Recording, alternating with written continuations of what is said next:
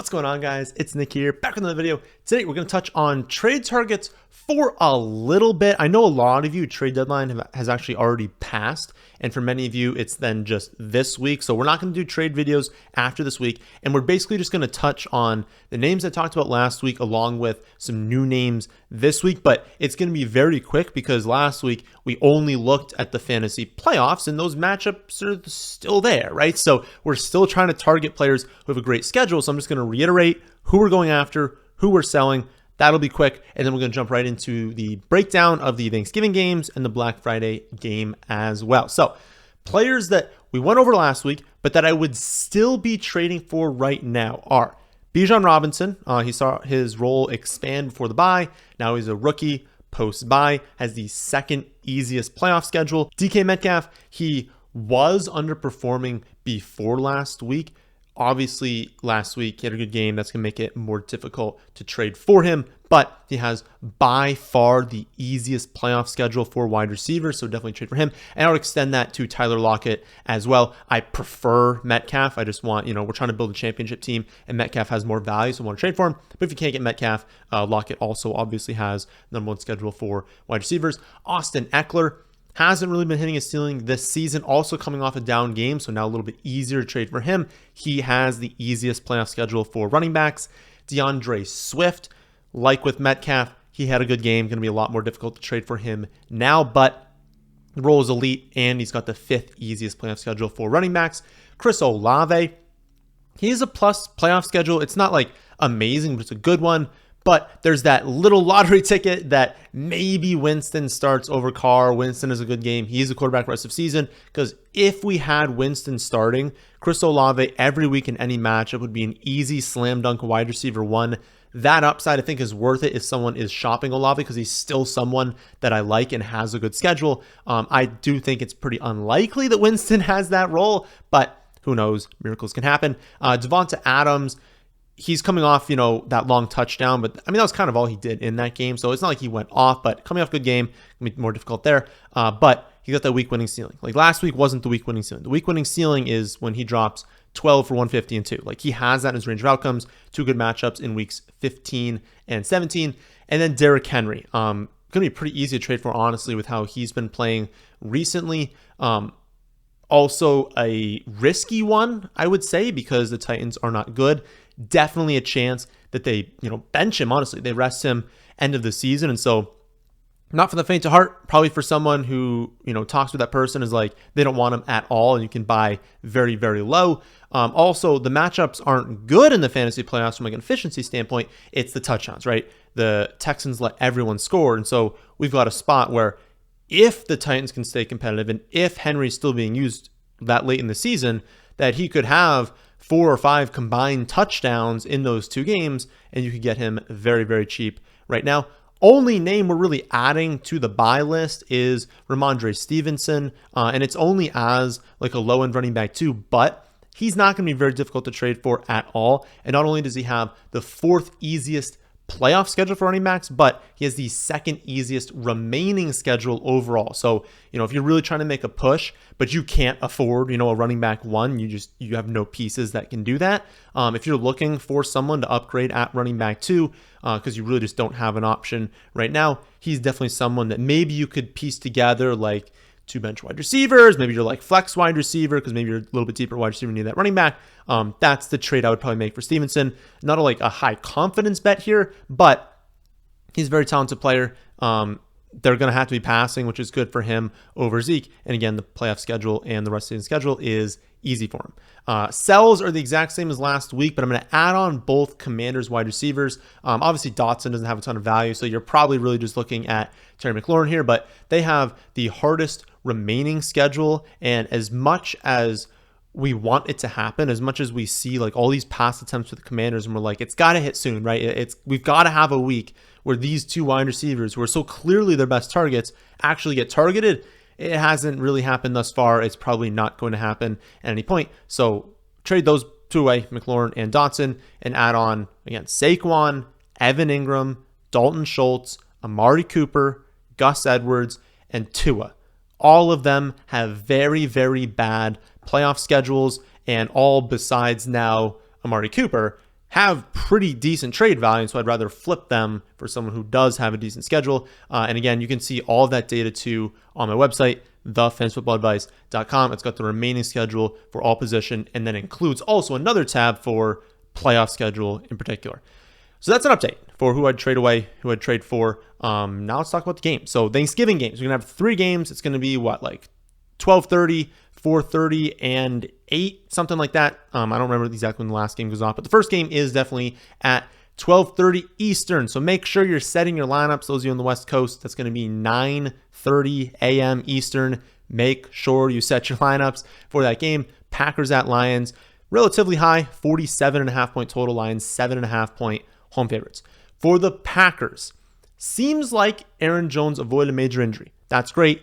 Also seems like he's probably not going to play this week, which when you saw him get carted off last week, like that was the ideal outcome, right? You were like, okay, there's no way he plays this week. Hopefully he plays at some point rest of season. Looking like the injury wasn't as bad as they thought. But again, I don't think he's going to play this week. Emmanuel Wilson probably also not going to play. So we should see A.J. Dillon operate as pretty much a featured running back with Patrick Taylor kind of mixing in maybe a little bit more in the receiving game. Unfortunately, the matchup is awful. Detroit's allowing the 5th fewest yards per carry over expected, 3rd fewest rushing yards over expected, and 3rd fewest fantasy points over expected for running backs. So a very, very, very difficult matchup for running backs. Dillon is also not someone that's been very good this season. And so I would have been really excited if they were playing like a really easy matchup and he was going to get, 17 touches and like a positive game script. And we're like, okay, he could rack up 102 touchdowns. In this spot, they're probably not going to win. He's probably not going to be efficient. And so he still is someone who needs a touchdown to pay off. And I don't really think the Packers are going to score that many touchdowns. So he's going to be a low-end running back too, but definitely not someone you have to play, even though it's going to seem like you have to play him. At wide receiver, matchup is definitely better, but it's not great. I mean, Detroit still has a good defense, and they're playing at home. Passing attack got going last week, but that was against a much, much worse Chargers defense. On a full 16-game slate, you have all of your players available, not on bye this week. None of the Packers wide receivers are overly intriguing. Dobbs, Reed, they grade out the best as a wide receivers, 42 and 43. But I mean, that means I'd really only play them as low-end wide receiver 3s. I'd also bench Musgrave. I'd bench Jordan Love. My guess is the Lions get up. The Packers struggle a little bit. The Lions look at this and they're like, all right, well, our best 2 players, or I guess St. Brown's our best player, but the 2 players we want to feature right now on this offense when we're winning are running backs, Gibbs and Montgomery, and they run it a ton in the second half. We see very reduced volume, and that could really hurt, again, for a Packers team that also kind of limits plays because they don't play super fast. And so I would probably just stick to Dillon only on the Packers side, and even then, he's not going to be as good of a play as people think. Then for the Lions, Packers don't have a bad defense, but they're not like amazing at stopping anything. And so the Lions can really just attack however they want.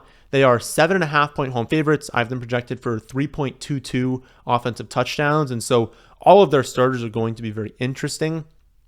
Gibbs, Montgomery, St. Brown, Laporta, I would say are all must starts. Goff is fine to stream. I just hesitate in kind of what I said before, and then I think they get up. And if they get up with the running backs, like let's just say they get up 21-10 and they're running along the second half, you're like, okay, they already scored 3 touchdowns. What if those are rushing? Or what if 2 of them are rushing? And now we've got, a ton of touchdowns on the Lions side, a ton of yards. But if all the yards and touchdowns in the second half are running, and in the first half, they happen to be rushing as well, we could get a spot where they score 30, but Goff only has 200 yards and 1 touchdown with like no rushing yards. And so it's still a risky spot for him, but one with upside because they could score 30 and 4 of them could also come through the air. So boom bust option, Goff, but quarterback 15, I think you'll probably have a better option, but if you don't, it's not bad. You just got to get lucky with touchdowns. Next up, we've got the 4:30 game, Commanders at Cowboys, another high 48.5 point total. Actually, a decent amount of high totals this week. Cowboys are 11 point home favorites. For the Commanders, Dallas is a very bad matchup overall. Only the Browns limit wide receiver catch rate more, and then only the Browns have a higher sack rate as well. That's a pretty lethal combo. Like when you drop back and you throw it to wide receivers, it's difficult to complete those passes, which also means you might have to hold on to the ball a little bit more, but they're also great at sacking you. And so it's a very dangerous spot for the Commanders here, also because they're massive underdogs. And so there might be a lot of times in the second half where it's very obvious that they're throwing it. That makes it even more difficult because if they know you're throwing it, they can pass rush much easier. So it's a very risky spot for Commanders players. Definitely does not set up like a Brian Robinson game. No Commanders player is a must start, but their top projected players are Sam Howell in the quarterback 20. You're probably streaming someone else. Brian Robinson, my running back 23. Fine if you need him as a low-end running back 2. Definitely needs Gibson to be out though. If Gibson plays this week, like I'm dropping Robinson even more in the rankings, could approach the running back 30. Terry McLaurin, wide receiver 45. Logan Thomas, tight end 16. Dotson Samuel, outside my top 60 wide receivers. And so the odds are you're either playing Brian Robinson or playing no one for the Commanders side. Then for Dallas, dream matchup for CeeDee Lamb. Only the Bengals allow a higher yards per reception over expected to wide receivers than the Commanders, and they do that while also boosting catch rate. So when we talk about a lot is a lot of teams will force a deeper yards per reception, but the catch rate is much lower, or they could do the opposite. They could force you really shallow, but the yards per reception is much lower, but the catch rate's higher, and so there's like a trade-off there. No trade-off for the Commanders. You're getting the ball deep downfield, and you're completing it at a higher rate than average. And so list of wide receivers against Commanders is like never ending that have just gone off. They grade out as the number one matchup for wide receivers by considerable margin, honestly. Check his injury status. I think he was like questionable with an ankle injury, but he should be good to go to play this week. He is the number one wide receiver play this week. Behind him, Pollard, Dak, and Ferguson, I would say are must starts, although Ferguson, it depends. Like, do you have Kelsey? Do you have Hawkinson? Like, do you have those players where it's like, okay, like they're obviously the must start among the must starts, but Ferguson's still a really good play because of that touchdown upside. I mean, they're projected for 3.35 offensive touchdowns this week. That's a really high total. Ferguson is like their featured weapon in the red zone. Pollard definitely still has plenty of upside. Like again, play Pollard, Dak, Ferguson. The real question here, and probably the only decisions that you do have, is with those secondary wide receivers. So Brandon Cooks, Gallup, you're probably not playing. Tolbert, probably not playing. So it really probably just comes down to Brandon Cooks. He's actually my wide receiver 38 this week. He is definitely flex viable if you're looking at that range. And like he came down to earth last week, but like that was a blowout. Every game that was a blowout, but that was a blowout. They didn't really need him as much. And it was a running matchup. This is a passing matchup. He could definitely get loose deep. It really sets up well for him. And so if you've got two players that are very similar, one is Brandon Cooks, one projects similarly, I would start Brandon Cooks if it is close between them. That doesn't mean if you have like the wide receiver 20 and Brandon Cooks, my wide receiver 38, then now you're starting Cooks. I'm saying if there's someone in that general range as Brandon Cooks and it's close, I lean Cooks. Final Thanksgiving game is going to be 49ers at Seahawks, 43 point total, 49ers 6.5 point road favorites. For the 49ers, Seattle is a fairly neutral matchup across the board, but they're better at stopping the ground game than they are the passing attack. I mean, it doesn't really matter that much, though. I mean, San Fran, it doesn't matter. Like, it doesn't matter if they're facing a pass funnel. It doesn't matter if they're facing a great defense. They're going to attack you how they want to, and they're going to be successful. They are good enough to beat any defense, and if like their starters are healthy, you play them. It's the same thing I talk about every week, though. It's like not all of them are going to go off. McCaffrey had a good game last week. Ayuk, Kittle, all good games, but Debo didn't. And Debo is probably the most likely to have a bad game, but you're starting McCaffrey, Kittle, Ayuk, I think Purdy as well. Debo, wide receiver 23. Again, he's the most likely to have a bad game, but any one of these players could go off, and the likelihood is you're just going to get one every week that doesn't, and it's probably not McCaffrey. So one of Kittle, Ayuk, or Debo is probably not going to have a good game, but I'd start all of them. Debo was back up to an 85% snap share last week. He has still an 18.5% target share on the season. It's been Ayuk and Kittle more recently, but Debo always has nuke potential, and it's the same thing with like Brandon Cooks. If it's close between someone and Brandon Cooks, play Cooks. If it's close between someone and Debo, I would play Debo because he has that week winning ceiling. Also, he has faced Seattle 5 times in his career. He has more than 100 receiving yards in 4 of those 5, and he has at least 97 total yards, so combining rushing plus receiving, in all 5. So it's a good matchup for Debo Samuel. Doesn't mean he's going off, but I'd play him. Then for the Seahawks, a lot depends on health here with Geno and Ken Walker. You're obviously not starting Drew Lock if he plays, but if you've got Drew Lock starting, that's a big downgrade to everyone, not even the pass catchers, the running backs as well. And if Ken Walker misses, it opens up a lot of opportunities for Zach Charbonnet. My guess right now is that Geno's going to play, but that Walker is going to be out for a week. So I'm going to do the breakdown assuming that, but if things change, it's differently. I'll adjust the rankings accordingly. You can look at that. So given that as an expectation, San Fran is a really tough matchup, but it's toughest for quarterbacks, running backs, and tight ends, less so for wide receivers. I would bench Geno, and I'd bench the tight ends. Even if Geno plays, I don't think I'd play him. And I'd only really consider the starting running back. If Ken Walker is out there and playing, play him. If Ken Walker is out, I would probably play Charbonnet. He's been running back 19 right now, so it is still possible you had better options, but running back 19 is still a pretty quality play. And then I'd probably play Metcalf and Tyler Lockett. Metcalf, wide receiver 18 for me right now. Lockett is my wide receiver 28. So again, going to come down to what you have with Metcalf, Lockett, and Charbonnet.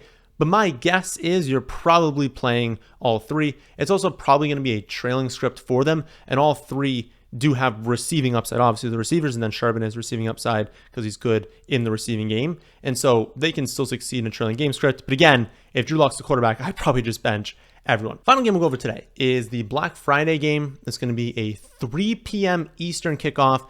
Dolphins at Jets. 41-point total. Dolphins 10-point road favorites. For the Dolphins, the Jets are a really bad matchup for quarterbacks and wide receivers. Closer to a neutral matchup for tight ends. Actually a positive one for running backs, mostly because teams beat them a lot and they can have elevated plays for running backs, elevated rushing attempts when they're winning. Miami doesn't really have any tight ends that are going to take advantage of a neutral matchup, and so you can't really attack that spot there. But then with, A-Chain likely out this week, that'd be my guess is that he doesn't play this week. Mostert's going to set up really well, and I would definitely play him. My guess is if A-Chain is out, that they activate Jeff Wilson, they still play Salvon Ahmed, and that they use kind of like a 3 running back committee there, but with Mostert as the clear lead running back and the one that you would play, and you wouldn't play the other two. So I'd play him. You're always playing Tyreek Hill. Obviously, it's the worst matchup you can be in, but you're always playing Tyreek Hill.